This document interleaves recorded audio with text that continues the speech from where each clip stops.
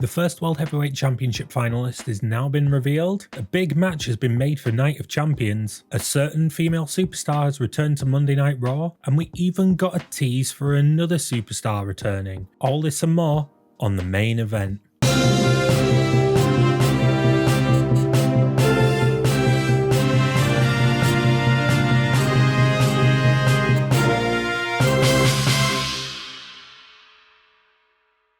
Hello everybody, I'm Toby King and welcome to the main event. Monday Night Raw started the World Heavyweight Championship tournament, which will be concluded at Night of Champions in Jeddah, Saudi Arabia. We saw 6 Raw superstars go head to head in 2 triple threat matches, which then concluded in the main event in a one-on-one match, and the winner would be going to the pay-per-view. The first triple threat match saw Seth Rollins take on Damian Priest and Shinsuke Nakamura, which in the end Seth Rollins won, which I think we all predicted because, he is potentially the favourite for this whole tournament. The second triple threat saw Cody Rhodes go against Finn Balor and The Miz, which, funnily enough, Cody didn't win. It was good old Irishman Finn Balor. Why Cody didn't win? We'll get to that in a little bit. We then got to the finals, which was obviously Seth Rollins versus Finn Balor, and after an inverted stomp onto Finn Balor's face, followed by another stomp, Seth Rollins is going to Saudi Arabia to challenge for the World Heavyweight Championship. I personally think if SmackDown wasn't involved in this tournament, which makes no sense because, they've got a title over there, I genuinely think the final would have been Finn Balor versus Seth Rollins, because we could run that back because it was a SummerSlam match for the Universal title when that first came on the picture. Obviously Seth Rollins will be going on to challenge for the title, and I think they're going to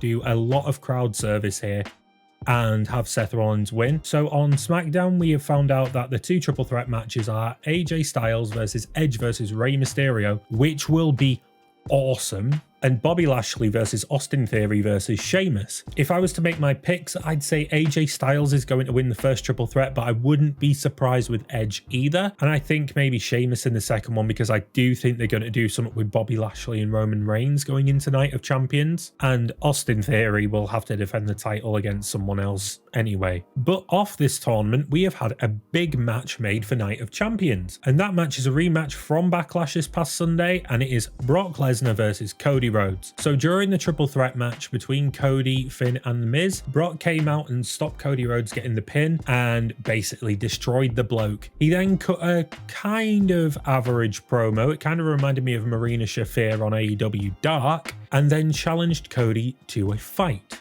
Didn't specify what match, just a fight. To which we went through the show and saw multiple backstage segments to do with Cody, and in the end, he accepted the fight. Now, this match was quite obvious, especially with the finish of Backlash, like it didn't feel very decisive, so maybe this is where Brock goes 1-up on Cody, and then we go to the next pay-per-view. I don't think Money in the Bank, maybe just after, and have Cody versus Brock again, and Cody inevitably gets the win. Or Cody could just go over Brock twice, because it seems like the story is Brock's kind of losing it, really. Like, Cody did state that Brock was the guy until he came in, which, in all fairness, it's true. But that'll be a great match. It was a good match at Backlash. I just think it was placed wrong on the card, and it didn't really end properly, if you get me. We also saw a huge return on Raw. After many weeks away after saying she wasn't going to be at Monday Night Raw, Becky Lynch finally returned. This comes from a report we were talking about yesterday, where apparently Trish was going to be having a load of missing posters for Becky Lynch. This ended up being true, and she was giving them out around the backstage. She then cut a promo about where Becky could be,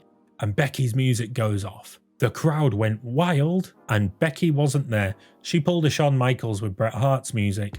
And it worked. Probably not on the same scale, but it worked. Then after talking more, Becky's music hit again, and out came the man behind Trish Stratus and beat her up. So it's great to see Becky back. I'm really excited to see where the storyline's going. I don't know if it's going to conclude at Night of Champions. It'd feel a bit weird if it did, but it's great to see her back. It feels like it has lacked without her. She's still a big star. She's still possibly the most over female wrestler in the company. I'm looking forward to more stuff between her and Trish, because Trish has been really carrying this rivalry. Well, obviously, because Becky's not been there. We also saw a return teased on Monday Night Raw in a backstage segment with Chelsea Green and Sonya Deville going around trying to get people to sign the petition. competition to get a tag team title match again, they encountered The Way. Candice, Indy, Dexter and Johnny were all back together, obviously minus Austin Theory because, you know, they really don't like him, kind of like a lot of us. They asked if they could sign it and Dexter said no, which is good because no, heels aren't allowed good things, to which Johnny Gargano then started speaking about how he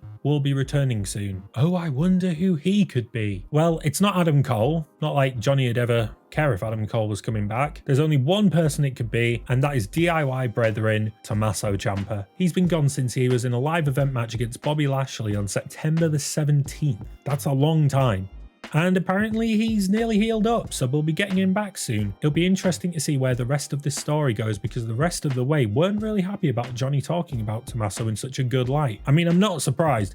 Their feud was absolute brutality, but it'd be interesting to see like a Way versus DIY dynamic, or just a big civil war, or just, you know, a trust story going on between the load. Either way, I think a lot of us are really excited to see Ciampa back, and I think a hell of a lot of us are really excited for DIY to return. And finally, we're going to end with a story about Impact Wrestling. They've announced their first ever Australian tour, and their debut will come in the summer of this year. They'll be doing 4 days over there with 2 events. They're going to be heading to Wagga Wagga, New South Wales, and they'll be hosting events on Friday the 30th of June and the 1st of July at the Equex Centre. They've announced 2 fan events around this, and also good old podcast legend Conrad Thompson will be going over to do a live podcast from there. I think this is a great thing for Impact because they've never been over there. I mean, they are doing some really good stuff over there. There's some great talent over there. Obviously, you've got Steve Macklin, you've got Deonna, you've got Trinity now, you've got Joe Hendry. They are doing some really good things over there. If you're not watching, definitely go and check it out. It's also a great thing for Australia. Like, I don't know what the fan base is like over there, but you know,